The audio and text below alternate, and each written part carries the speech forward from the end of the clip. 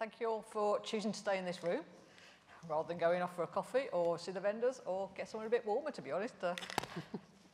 So we're going to talk today about journeys to Teams telephony. Well, not really Teams telephony, but cloud-based telephony. So I was going to start out with a quick show of hands about how many people are still running on-premise telephony. How many people have moved fully to the cloud? Oh, okay. So in a minute, I'm going to introduce these guys and ask them to basically tell us where they are in their journey. And then it's going to be over to you guys and see if you can get as much out of this 30-minute session as possible. If not, I've got plenty of questions to ask them, and I'll see if I make the Jedi Master at the end there blink. So, first question I got was, could you give me a brief overview of your current telephony situation and where you are in the process of migration? So, I'm going to just keep it really simple. Go Jim, Matt, Jim. So. Okay, I'm Jim Florence. I'm infrastructure manager at Robert Gordon University in Aberdeen. We've now moved to full Teams telephony. We were on Cisco Call Manager, like some of you may be. It was a very old version of Cisco Call Manager. It was almost Steam driven. It was running on kit. There was non-Cisco kit that was verified by Cisco, running a version of VMware that I'd be embarrassed to admit. We were given budget 2 years in a row to actually do it, but newer, more exciting projects came along and took it. Over COVID, obviously, we started to roll out Teams. We went to look at this as an option. When we looked at the original options, it was going to be just as expensive to actually roll out Teams as it was to actually just stay with Cisco. Path of least resistance was stay with Cisco. We didn't do that because we talked to this man here about the just managed service. So what we did was a fairly rapid deployment of Teams. We did a proof of concept. So now we've done the proof of concept with IT. That went really well. I won't go into too much detail in case there's more questions going later. But we're now through it all. It's gone really, really well. We've got the managed service with JISC.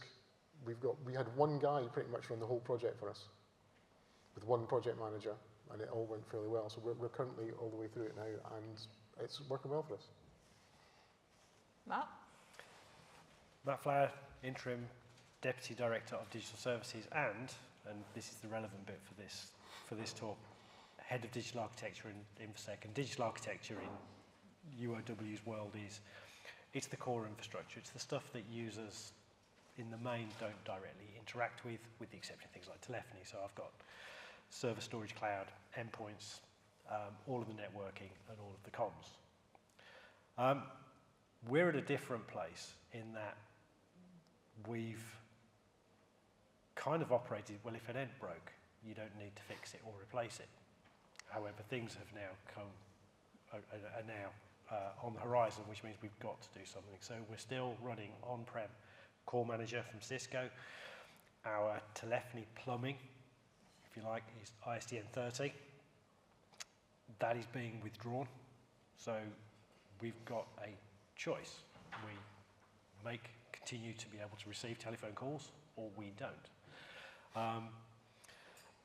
And the other thing that's kind of driving our change currently is we've made it work. For clearing is really important to us at UOW.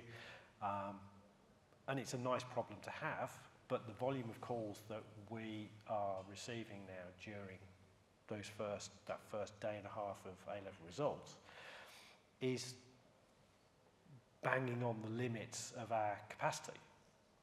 And we cannot expand anymore. And it's a wholly inefficient model to operate, to pay for this much capacity when you're only using this much 99% of the time. So we are in the position of, we've got a business case in front of Vice Chancellor's Group to secure the funding to hopefully start what will be a 2-year project to move to Teams-based telephony, cloud-based contact center, which will support activities not only clearing, but also things like our service desk, switchboard, etc. Thank you, Matt. Jim? For those of you who don't know me, which I don't think is any of you now, but in the day job, I'm the head of infrastructure at the University of Stirling. At Stirling, we are now fully Teams telephony as well. Prior to that, we had a Mitel on-prem system, which was actually run by our estates and campus services. So it was a big shift for us moving from that to the Teams telephony. We were approached by JISC in conversations with our account manager there to proof of concept the session border controller that they were proposing to use. It worked really well, as Jim mentioned. I brought it up with him in conversations as well. Proof of concept worked very well, and we have now fully integrated with that. So all internal is normal Teams telephony for talking on campus, even off campus. If we're working remotely from home, as long as we are in any way connected to the campus, we can all talk to each other either through laptops, with soft phones, or we're using our own mobile phones, providing the Teams clients on there. For breakout, as I say, we're using the session border controller from JISC, which I believe is based in Bristol, I think it is. They're doing it at the breakout from there. And as Jim said, it's been working very, very well. We've had that fully implemented now for just over a year, and it's going great. Thank you, Jim. So over to you guys. Anybody got any questions? If not, I will carry on.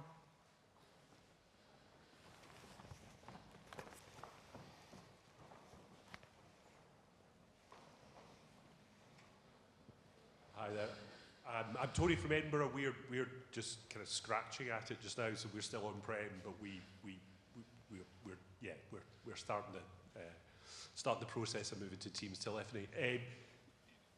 So for those that have done the full adoption, you've gone all in. How did you handle those kind of edge telephony cases like lift phones and emergency phones, where traditionally we've used fixed telephony to do that? I'll go first. Yeah. We haven't fully done away with the Mitel system. Obviously, the emergency system phones were still falling under the premise of estates. We're still looking after all that side of it. So we've left part of the Mitel system in place for that just now, for the emergency systems. But estates have a project running at the moment, but they're looking at cellular technology to replace the analogue lines that they're using from like the fire stuff and the elevators and so on. So that's a project that they're running to move to cellular, which will take us away from using the Mitel completely, and that'll be completely separate from what we're doing with the Teams telephony. Yeah, from our point of view, we've still got red care lines for virtually all of that kit. It was always the case we ran these things separately just for security as much as anything else. But we are talking to BT right now because obviously they are retiring a lot of these lines. So we're in conversation with them just now, and we should be through that probably in the next 6 months to actually move that across to BT's new services. So we're keeping those for the critical services, if you like. So that's what we decided to do. Is it just makes more sense for us rather than just trying to run it through to digital when it can go down. Hi, Anthony, Leeds Beckett. We are fully running Teams. We took the decision to run on-prem SBCs, direct routing into Teams with incoming SIP trunks. Did any of you consider that option, or did you just find that the JISC offering was more competitive? The JISC offering is very competitive. We looked at a few different session border controller providers. Our number port was all with Gamma through the Mitel system and so on. We actually looked at the Gamma system for staying with that, and we actually looked at retaining the Mitel SBC on-prem as well. Cost-wise, when you take maintenance and everything into account with it, the JISC SBC is way, way cheaper. I mean, it's significantly cheaper. I think Jim will back me up on that. I will. So it was definitely worth moving with that. And it kind of takes it all away from being on-prem so that we don't have to administer it or look after it in any way, shape or form. I mean, I agree with Jim. When you look at these things, we looked at the costings, and if you look at, when we looked at initial costings, they were pretty similar. But when we looked at the JISC offering as well on top of that, and we're Scotsmen, we want a deal. Right? So when this came up, we looked at it, and there are minor negatives that, yeah, there are, because it's a shared service. But overall, it gives us everything we need, so we're quite happy with it. So. I think we were slightly influenced because we were Skype for Business on-prem before, and we already had the SBCs in place. I think, personally, I would like to explore the GISC option when we're at the point of replacement. Yeah, definitely worth it. Continuing the theme of cost saving, do you think most staff still need the ability to make and receive phone calls, or is it just a subset of staff who still need that? Well, I'll go this one. We started off with 1,700 handsets on Cisco. And we went and we had about 5 or 6 managed call queues, X, Y, and Z. When we went out to the business, we went out, not quite hardline, but things have changed during COVID. IT had changed during COVID, Teams had changed. More people had laptops, so all of a sudden it became easier. So what we went down from was like 1,700 handsets to 450 handsets, and most of those 450 handsets are in shared areas. So we've got them in classrooms and everything else. Very few people. We went in with a case to each faculty and said, right, tell us what you need. Do you need a DDI? We had 2,000 DDIs we'd handed out. Do you need a handset? Do you actually need a handset? We'll give you a headset if you need it, or we'll give you a handset if you actually need one. We reduced things massively. I think we're down to 450 handsets. The call queues went up because when we engaged with the departments, all of a sudden we discovered they didn't want to handle calls that way. They didn't want one number. They wanted group numbers. They'd never come and told us this before, but we had those discussions. As it went through, we created a better service for the university and a better service for the customers because we actually managed to sit down and talk to them. So it increased things exponentially in the back end, but in the best way for auto attendants and dialers and things that actually gave them things they could work with. So we took away virtually no one has a DDI. I don't have a DDI. I mean, the only people that phone me are salesmen anyway, so it's not really a problem. But my DDI, I've still got a direct dial number. If you dial in, I've got an extension number, and you can dial that extension number, but you've got to know what my extension number is. So there's still ways around it. But we find that cost saving wise, yeah, our DDIs are now, we can get rid of literally 3/4 of our DDIs straight off. Handset wise, we were down to 450 from 1,700. And if we're going to go to Cisco Call Manager anyway, more than half the handsets we had would not have survived the upgrade. So we'd have had to pay out for at least 800 handsets. So all in all, it worked out really well for us. I would echo that. We're at a different place in our journey. We've worked with a partner to do the discovery phase, do the engagement with stakeholders to understand what their requirements are. But as Jim said, lockdown changed the way that our institutions operate fundamentally. And the building that I'm based in houses a good chunk of professional services and probably running at about 25%, 33% occupancy at best. So what I've seen is that use of traditional telephony has completely dropped off. But unfortunately, what we haven't done is adopt our processes to make sure that we're still delivering the best possible service. I suspect we have phones that are ringing that are just not being answered because people have chosen not to get the soft phone client installed.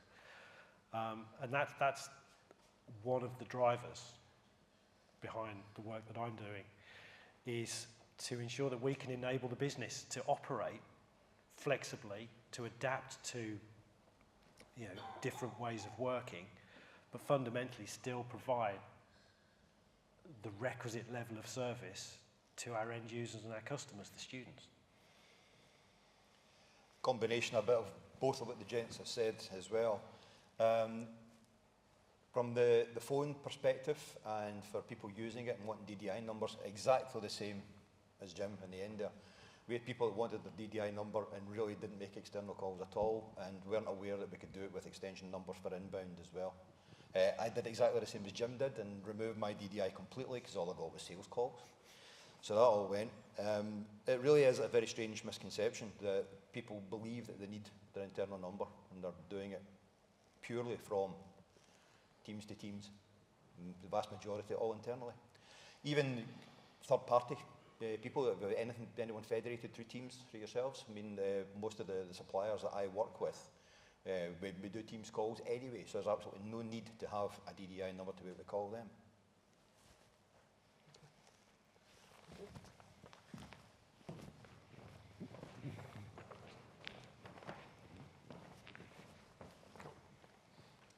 So I'm Jemima Spare from the University of Oxford. So this goes back to the direct routing question we had earlier. So we've got direct routing from Gamma, and what would hold me back from changing that is, one, we don't want to port our numbers, because last time we did it was not fun. And secondly, we've got per channel pricing, and we don't want to move to the usual pricing for Teams, which is per user pricing, which would probably send it through the roof. Did you have those issues? How did you work around them? The JISC offering is with Gamma. We were with Gamma already, so porting the numbers was we did that as part of as part of that. Ported it to them, and it was there's no real issues with it at all. So initially there was, but I think that's because the service was starting up. Basically, we were pretty much early, first in the door. It took a little while to get those done, but no real issues at all because it's with Gamma. So I think you'd find it easy because it is Gamma to Gamma. Effectively transfers. It's quite easy. We find. Absolutely. What we've done with the JISC border controller as well is we've actually got 20 SIP channels. We've found we've basically mirrored what we had on the MyTel system, and that's enough for us. We're paying a standard rate per month for what we have. And we went through clearing this year for the first time using the Teams telephony, and we had no issues with it whatsoever. When you're saying the licensing side of it, are you meaning Teams license per user that's using the telephony side of it? Because the A5 license doesn't entitle them to use Teams telephony. So we're on additional licenses at the moment. Yeah. Okay. But perhaps Teams licenses is going to come soon. That's above my pay grade. But it's more, so when we've looked at pricing, we've been priced not by per channel. We've been given pricing which was per user. Right. Which since we've got a lot of users, so that would push it higher. But if you can get it per channel, then that sounds good. Well, for the breakout through the session border controller, but from the Teams to Teams stuff, the A5 license entitles you to Teams telephony anyway. We only had about 150, 160 members of staff that were to buy additional Teams licenses for. Everyone else was entitled to it anyway through A5.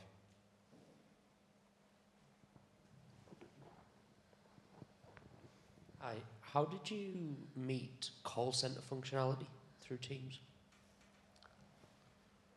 You can do that one. I'm not 100% sure how we worked it with clearing and so on. I do know that there was an issue with call queues. I'm not 100% sure how we get around that, in all honesty. I can find out. Catch me at some point, we'll get your name. We'll get one of the guys to get in touch and let you know how we get around that. But I do know from the call queuing side of it, Microsoft have just announced that they're bringing out a call queuing part of Teams to get around that. Prior to that, and we didn't go for a third-party add-on for Teams to do the call queuing, but it is available. As I say, Microsoft's bringing out their offering anyway. Clearing is really the only time that we have anything that's got any kind of call queuing involved with that. The reception is just a group, as Jim mentioned earlier on, but it goes to one of different number of people for any calls coming into the main university switchboard, if you like, if we're getting transferred around. So catch me later on and I'll let you know how we did that. Yeah, we looked at this, but with the current JISC offering, we can't, because it's a shared service, it's not something you can just add something into. It's got to be something to add in, so we couldn't do that. Again, for clearing, what we did was what we did with the Cisco kind of stuff is we talked to people who needed to do it, we set up that, and it all depends how much of a call centre experience you want for actually having agents and supervisors and all that good stuff. That stuff's not built in right now. It is coming. Yeah.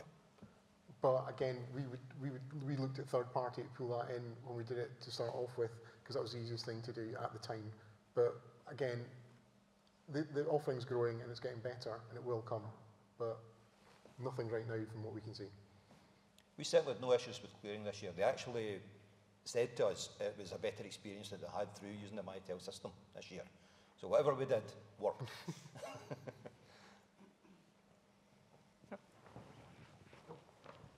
Hi, it's Ryan from Bournemouth University. Just wonder whether you experience Observe or is Gamma and just have kind of features with terms of denial of service attack or spoofing attack for telephony. Do you ever did Gamma or just have to kind of security features or that would help in terms of those kind of events? I mean, again, all this, we have had in the past been hit by spoofing, way back, and that's before Gamma. But with Gamma, no, I'm pretty sure that we've got all that built in. We've never had any issues with it. Again, I think we're fairly confident that they've got everything they can built into it. But I mean, certainly from a session border controller, I don't know if they could do some kind of denial of service or any kind of spoofing at that side of it. But for the Teams telephony part of it, it's all pretty much internal. So there's no... I suppose we could do a denial of service for the communication straight out from Teams, but obviously our firewalls it's Cisco firewalls that we have, and they can stop any kind of denial of service attack into the university. But it being up in Microsoft, I mean, obviously Microsoft must have something that they stop denial of service for anyone interfering with any kind of communication through Teams itself. So I would assume it'd be covered by that. If anyone else knows anything further about it, please chip in if you know any different. So we've got about less than 5 minutes left, so we've probably got time for one, possibly two questions at most. So has anybody else got a question for these guys? If not, I will ask them a question. So based on your experience and where you are in the journey now, implementing your cloud-based or progressing to cloud-based telephony, what do you see? Are there any unexpected benefits or future enhancements that you're planning to roll out, if you can share any details? yeah, the unexpected benefits for me were the fact, as I mentioned earlier, that we managed to get better service at the university. We didn't think that was going to be the case. We thought we were going to get fairly hard sales. As I said, no, you're not getting a DDI, you're not getting a handset, tell me why you should. We've hit very little resistance to that because we were flexible with it. Although we went in the hard sell, and that was great. That was an unexpected. We honestly thought we were going to have more handsets, more headsets, and hand out more than we did. We didn't, and people were very understanding. Again, better service to all the departments. We could talk to them. They now know they can come to us and say, like for clearing and everything else, we know you can do X and Y, can you do this? And they've been asking for more things, which they were never doing before with the old telephony system. So from an IT perspective, we're providing a better service and we're having better conversations with customers. So short, yeah, that's as good as it gets. So we just had the 2 minutes, so Matt? When I first started to socialise the idea of this project, I refer to it as being transformational. And given where we are today, it will be. But I've stopped using transformational now as a descriptor, because it's not. From day zero, when we implement, it's not going to be transformational because it's just bringing us up to the same level as our competitors. So we can offer the same level of service, both in terms of core telephony, but more importantly, services like clearing that our competitors are doing.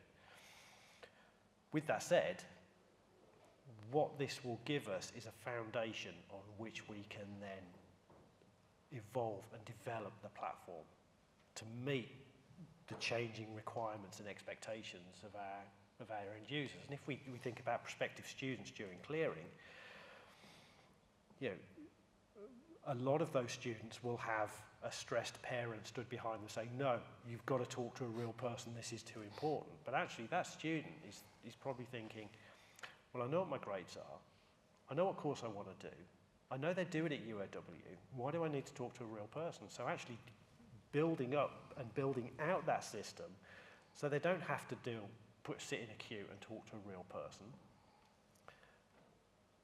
If then by that workflow then reaches a point where you do need to talk to a real person, at that point it will then break out and they'll be transferred to an actual person as opposed to a bot.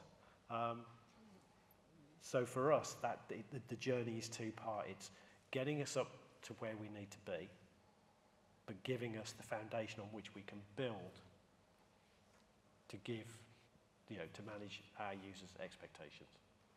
Very quickly, Jim at the end, because we're probably... Very quickly, I'll carry on the Scotsman theme, basically price. And also the lack of maintenance with what we've got. I mean, obviously Microsoft are upgrading Teams continuously, as you all know, the amount of restarts that happens through the days and so on. We don't have to maintain the old MyTel system. We don't have to get additional phones because we got rid of the vast majority of them. It really is future-proofing the simplicity of our telephony system and taking it away from something that we had to maintain continuously on-prem. Okay. One more thing for me, just before I completely forget, is we've now got working from home. Now, this now means that people can pick up a laptop and work anywhere.